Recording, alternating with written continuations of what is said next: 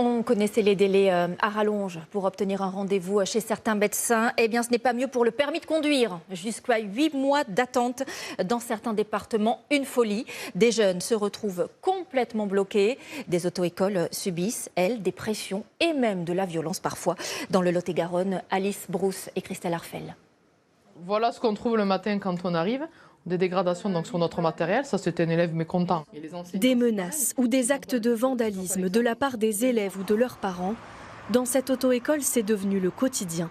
On nous a cassé des rétroviseurs, on ne peut plus. J'ai été obligée de prendre un parking et on fait le tampon, nous, gérants, en permanence, pour essayer justement de régler ces conflits, mais qui deviennent insupportables. La raison de cette colère, des délais interminables pour passer le permis de conduire. Ce sont les élèves que j'ai en attente ici, sur ce cahier, qui sont en première présentation. Il y en a combien ? 70.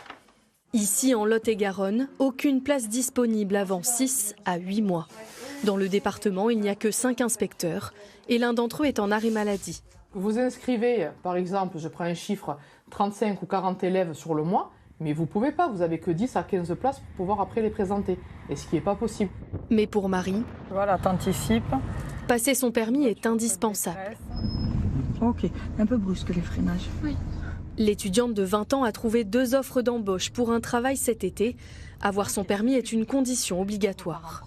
Je ne peux pas attendre 1 an pour avoir mon permis. J'ai pas les moyens là de prendre encore plein d'heures et plein d'heures et plein d'heures jusqu'à attendre d'avoir mon permis. Si j'ai pas mon permis, je peux pas travailler tout simplement. Elle est sur la fin, il reste à peaufiner un peu le travail sur les giratoires. Le problème c'est qu'on n'a pas de date d'examen.